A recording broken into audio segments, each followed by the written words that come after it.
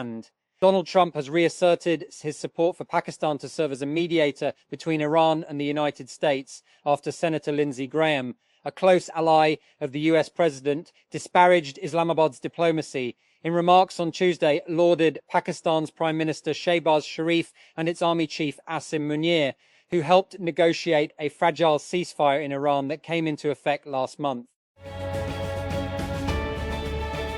And Israel is concerned that US President Donald Trump may strike an agreement with Iran before addressing some of the key issues that drove the two countries to launch the war in the first place. Multiple Israeli sources have told CNN a deal that leaves Tehran's nuclear program partially intact while bypassing issues such as ballistic missiles and support for regional proxies would lead to Israel viewing the war as incomplete, the sources said.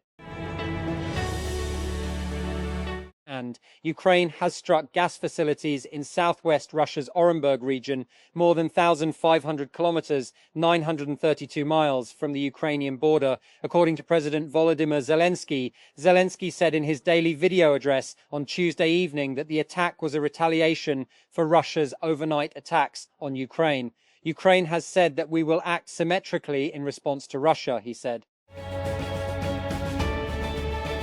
And Tehran, Iranian authorities have increasingly singled out the United Arab Emirates, UAE, in their war messaging and have warned of stronger strikes against the country if the United States and Israel resume their attacks. Our label of neighbors with the Emirates has for now been lifted, and the label of hostile base has been set for the country. Ali Kezrian, a member of the Iranian Parliament's National Security Commission, told state television earlier this week. And the International Committee of the Red Cross, ICRC, has documented an uptick in displacement, disappearances and explosive injuries as a result of Colombia's 6-decade-long internal conflict. In an annual report released on Tuesday, the ICRC found that 2025 saw the worst humanitarian consequences in the last decade of the conflict. And divided by fighting, desperate for peace.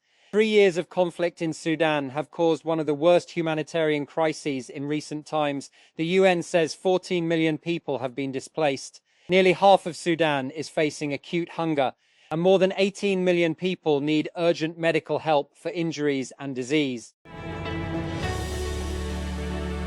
That Keir Starmer has thrown down the gauntlet to his potential rivals, defying calls to quit as Britain's Prime Minister, and instead challenging his would-be opponents to launch a formal challenge against his leadership of the Labour Party. That, to trigger a leadership challenge, 1/5 of Labour's members of Parliament, MPs, that is 81 lawmakers, must coalesce around a single candidate. Once one or more candidates amass that level of support, that their names can be put on the ballot to run against Starmer in a contest voted on by Labour Party members.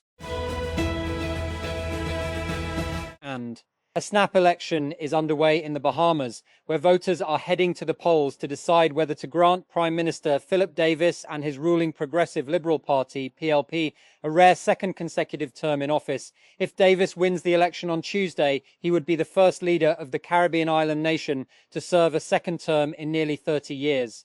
He is facing a challenge from the Free National Movement, FNM, led by Michael Pintard. That Serbia and NATO have launched their first ever joint military exercise, a landmark cooperation between the Balkan country and the alliance that bombed its capital less than 30 years ago. The 2-week-long drills, which began on Tuesday and run until May 23, involve about 600 troops from Serbia, Italy, Romania and Turkey. Military planners and observers from France, Germany, Italy, Montenegro, Romania, Serbia, Turkey, the United Kingdom and the United States are also participating.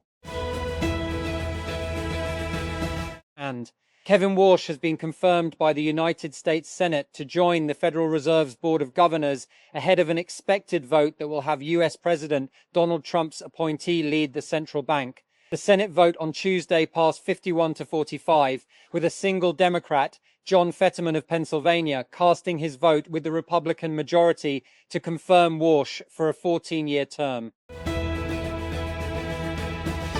And the office of Hakeem Jeffries, the top-ranking Democrat in the United States House of Representatives, has released a fiery statement condemning a fellow lawmaker who endorsed a racist comment about him.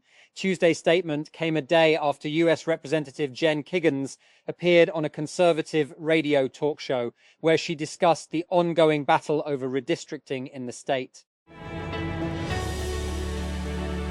And former Tesla executive Drew Baglino has quietly founded a heat pump startup. TechCrunch has learned this is the second company founded by Baglino in the 2 years since he left Tesla. Sources confirmed the existence of the startup called Sadi Thermal Machines, and TechCrunch has reviewed company filings in Delaware and California. And early-stage venture firm A Capital on Tuesday announced a $450 million Fund 3.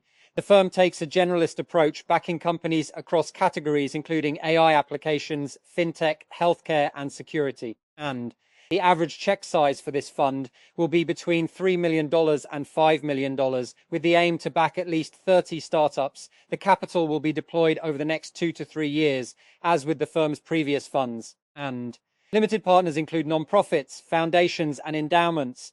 Carnegie Mellon University is among the publicly named backers. Our Capital, founded in 2020 and run by Kevin Hartz and Bennett Siegel, and previously raised a $315 million Fund 2 in 2024 and a $300 million Fund I in 2021. Hartz is a serial entrepreneur best known for co-founding Zoom, the international money transfer service PayPal, later acquired for $1 and $1 billion in 2015, and Eventbrite, the event ticketing platform that went public in 2018. That Islamabad. The sisters of PTI founder and former Prime Minister Imran Khan and the Khyber Pakhtunkhwa Chief Minister were once again denied a meeting with the ex-premier at Adiala jail on Tuesday. Imran's sister, Alima Khan, told reporters that being denied a meeting was nothing but contempt of court, as they were not being allowed to meet Imran despite clear orders from the Islamabad High Court, IHC, that family meetings be arranged every Tuesday and Thursday. And Israeli airstrikes have killed at least 10 people in southern Lebanon, state media say, where a ceasefire has failed to stop the war between Israel and the Lebanese armed group Hezbollah. Overnight, 6 people were killed and 7 others were injured when a house in Kfar Dunin was hit, according to Lebanon's state-run national news agency, NNA.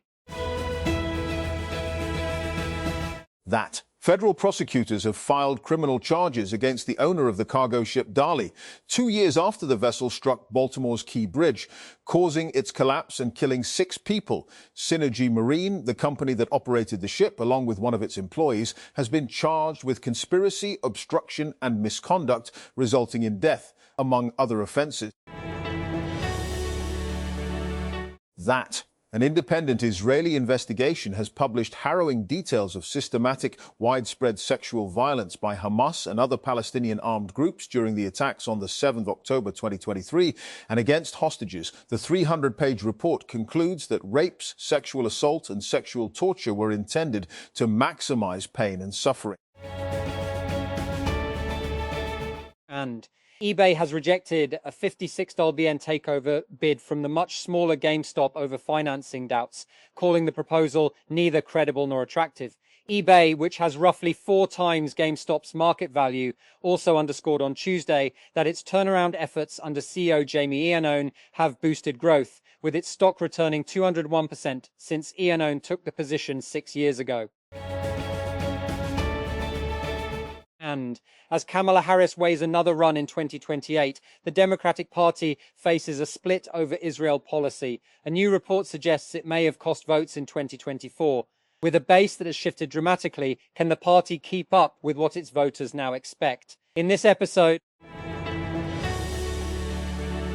that United States consumer prices have risen for the second consecutive month, marking the biggest annual increase in almost 3 years as energy prices surged on the back of the US-Israel war on Iran. US consumer prices rose by 0.6% in April after a 0.9% increase in March, according to the Bureau of Labor Statistics Price CPI report published on Tuesday. That US diplomat Mike Huckabee has revealed that Israel deployed Iron Dome batteries and personnel to help operate them to the United Arab Emirates, UAE, to help fend off Iranian attacks. The United States ambassador to Israel heaped praise on the UAE during an event in Tel Aviv on Tuesday, saying that Abu Dhabi serves as an example of strong ties between Israel and Gulf states. And Google and SpaceX are in talks to launch orbital data centers in space, reports the Wall Street Journal, citing sources familiar with the matter. The potential deal comes as SpaceX gears up for its $1.75 trillion IPO later this year and selling investors on the idea that data centers in space will be the cheapest place to put AI compute within the next few years. It also follows SpaceX's deal with Anthropic last week to use computing resources from xAI's data center in Memphis and Tennessee, with the potential to work together on orbital ones in the future. SpaceX acquired xAI in February.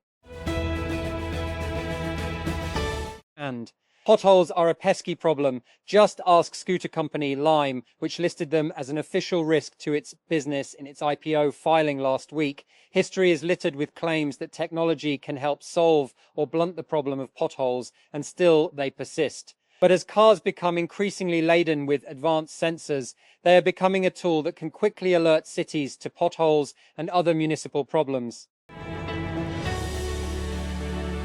And as investors scramble to get their hands on shares of AI companies of all stripes, and Anthropic this week updated its website to warn investors that a slew of private and secondary investment platforms that offer access to shares in the AI company are not, in fact, allowed to do so. The company named Open Doors Partners and Unicorns Exchange, Pachamama Capital, Lionheart Ventures, Forge Global, Sidecar, and Upmarket as companies that are not authorized to provide access to buy or sell its shares. And OpenAI CEO Sam Altman finally took the stand this morning to defend himself against his former co-founder Elon Musk's lawsuit challenging OpenAI's corporate structure. Altman was asked out of the gate what he thought of Musk's allegation that OpenAI's other founders stole a charity when they launched a for-profit subsidiary to market products based on the company's AI models. That Federal Minister for Planning Ahsan Iqbal has urged introducing performance-based incentives for provinces under the NFC award to encourage effective population management. That warning that the population is growing faster than our capacity to create jobs, narrowing the launching ceremony of the national and provincial population projections 2023-2050 in Islamabad. That Ahsan Iqbal said uncontrolled population growth has become a major challenge for sustainable development, economic progress, and the effective utilization of national resources. That the Competition Commission of Pakistan has approved the acquisition of shareholding in Pakistan Corporate Restructuring Company Limited by United Ethanol Industries Limited following a Phase 1 competition assessment conducted under the Competition Act. That 2010 Pakistan Corporate Restructuring Company Limited operates as a restructuring company licensed by the Securities and Exchange Commission of Pakistan and primarily deals in the acquisition, management, restructuring, and resolution of non-performing assets, along with the revival and liquidation of financially distressed businesses.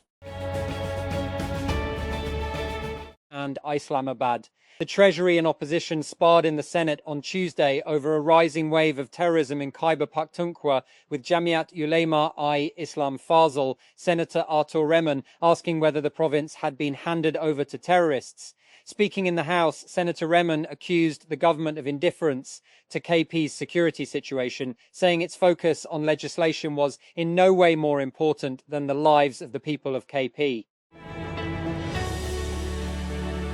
And online marketplace eBay has rejected a 55.5 BN, 40.9 BN takeover offer from video game retailer GameStop, calling it unsolicited and neither credible nor attractive. Analysts had expected the offer to be rejected as GameStop is much smaller than eBay, which said there was uncertainty over how the deal would be financed.